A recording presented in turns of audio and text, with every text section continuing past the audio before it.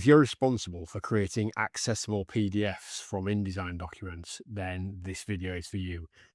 Your normal workflow will typically be to do the work in InDesign and fix the majority of accessibility problems in InDesign. But to achieve that, quite often what will happen is you'll start doing your work in InDesign. This is an older document I've got here from some years ago, so there's quite a few accessibility issues in there.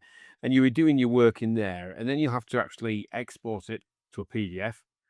So you've got a PDF version here where you've run the accessibility checker. You've found a number of issues in there. For example, there's a whole heap of alt text missing on figures or things not marked as decorative or artifacted, for example. And there's various sort of issues in there. So you'll run this checker. But you can't fix anything in it. Well, you can, but you shouldn't be. You should be going back to InDesign to fix the original source document. So you then back over to InDesign again, where you're working in here, fixing the problems, having to keep looking back at the report from Acrobat to remember where the problems were. You then export it again, run the checker again, find more problems, back over to InDesign, having to kind of do the tests again there. Even when you finish that process and you've identified all the problems in Acrobat, you've then got to take into account the fact that the Acrobat accessibility checker doesn't cover everything that's in standards like PDF UA, for example. So if you want to comply with those standards, by running it through the accessibility checker alone in Acrobat, you've probably already covered not even half of the problems that might be in there. So then you're going to get a second checker, something like Pack, for example, where you're going to run it through there and run checks on that. That'll cover a lot more stuff and run the tests on there. But all the way through this, you have that whole process of bouncing backwards and forwards between InDesign and the PDF checker and back to InDesign and back to the PDF checker. And it's a lot of extra work built into there. So what I've actually produced is a plugin that can be run inside InDesign. And once you've installed it, it will show from the plugins menu there, you'll see there's an accessibility checker here, the Highlander accessibility checker. And when you run that on a document like this, you will see a screen that looks like that. It won't be identical because your errors in your documents will be different to mine, but you'll see a screen that looks pretty much like that in every case.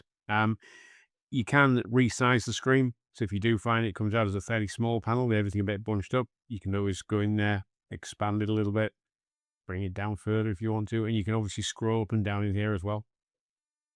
And what it does is it runs an accessibility report from within InDesign. Now, not everything can be fixed in InDesign. There are some things from an accessibility perspective that will have to be resolved in the PDF once you export it. There's a small number of things that you can already fix over there. They simply can't be fixed until post-export. But the vast majority of stuff can actually be fixed initially in the InDesign document. So you remove the majority of that kind of need to bounce backwards and forwards between the PDF and the InDesign document when you're fixing things. You can just run the report in here and see most things in here. And what the accessibility checker does is it categorizes them. So it picks things out as errors, which it sees as a really major problem, like a clear and obvious accessibility problem. It then gives you warnings. Warnings tend to be more things that could be an accessibility problem, but there are potentially valid reasons why they may not be as well. So it could be either side. It could be something you do need to fix, but it could also be something that you've done intentionally and it's not actually an accessibility issue. You have review flags. So review flags are things that more likely than not aren't an accessibility issue, but they're worth a quick look. So the things that probably aren't a problem, but you maybe should give them a quick check. And then you have the past items. So past items are all good. They're kind of clear to go. You also have in here this accessibility readiness kind of score there.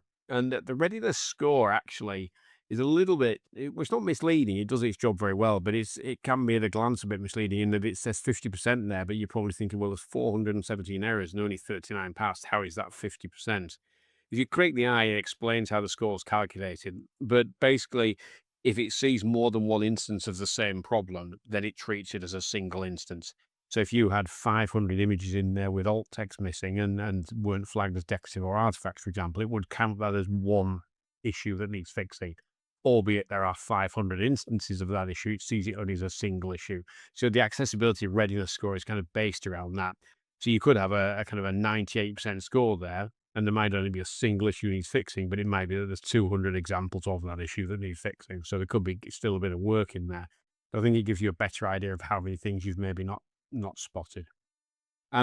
Blocks within here can be hidden nice and easily. So if you do want to, you can click the eye next to this and give it a second, it will go yellow there. And then when I click the eye at the top right here, you'll see it hides those blocks. So if you don't want to look at certain things repeatedly and you've kind of seen them and you're happy, you can just turn them on and off from there. So anything that you set that little eye to yellow on, it will hide it. Away. I'm saying yellow, it's kind of more an orange color, but I'm sure you'll see it there. Further down here, as you scroll down, you've then got your checks. So you can look at all results or just look at the errors or just look at the warnings, or just look at, what's passed, for example, in there if you want to. And there's a wide range of results in there show up.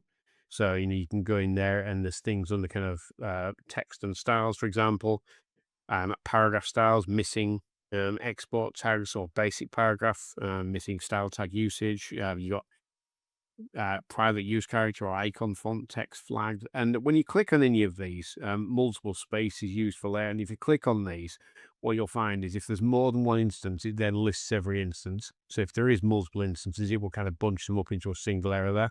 But when you click it, it expands that. It does tell you which page they're on and gives you a little summary of what the problem is. And when you click onto these errors, you'll find right at the very bottom, if you scroll down, there is an explanation, why it matters, how to fix it, and where you can learn more in there as well. So, for example, that one, result may affect how reliably the exported PDF can be understood, navigated, or remediated, how to fix, use tabs, indents, tables, paragraph styles, etc., instead of multiple spaces in a row, as an example on that one. So there are various errors in there. You can work your way through these. I would prioritize the ones that are obviously errors. If you do come across something in there which you believe is a false positive, so for example, there's one here that was in this old document, and I've just had a check. Invalid character used for typed bullet text. If I click locate, it jumps me to that page, and what it's actually seeing is it's flagged up a little and sign there. It thinks I've tried to do a bullet with the and sign. Well, obviously that's an error because it's seen a single individual character like that at the start. It thinks I'm trying to badly create a list using that. So what I can do there is I can go in there and say, actually, I'd like to just hide that error. So I can click the little eye next to it, come to the top and hide everything with the eye next to it. And when I go back in there now, I shouldn't be bothered with that one. And you can see where there were 3 errors before there, showing there's now 2. So I'm no longer being bothered by that error. It's kind of hidden it out of the way. I know it's a kind of a false positive, if you like, and I can ignore it. Finally, one really nice thing about this is you can export these reports. So if you click export report, you can go into there, you can choose what you want to include in the exported report, errors, warnings, reviews, etc. And you can choose a report type. You want to report it as a summary report or a detailed report. Click into there, and when you hit export, it will let you save that out as an HTML formatted report. You can open that up in things like a web browser if you want to. If you did want to, it'd be pretty easy for you to open that up and then save it out from there as a PDF as well. Haven't actually included the PDF version there yet. It's something I may look at adding in the start if there's a lot of demand for that and people want that. But for now, an HTML compliant report is pretty good for everybody. It doesn't matter if you're on PC, Mac, whatever machine you're on, you can open that up in a web browser. So it's a nice, easy one. The summary report literally gives you a summary of the main errors. The detail report, as you can imagine, goes into every single error and explains what it is and where it is. So it's quite useful kind of as an audit report. And yeah, hopefully you'll find this useful. If you do want to find out more about it, you've got information on the website. So you can go to our main website here, which is highlander.co.uk. If you go to the About Us section, there's a little link there for Highlander Accessibility Checker. So you can go into there and you can get the plugin from there. There's a 30-day trial.